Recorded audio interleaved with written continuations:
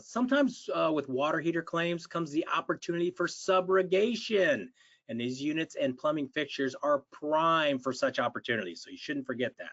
This graphic is part of one of our many adjuster education pieces. Notice water heaters are on this list, as they should be, right? And of course, all of those plumbing fixtures in that top row might be part of water heater systems and should also be considered for subrogation if they failed prematurely or under strange circumstances.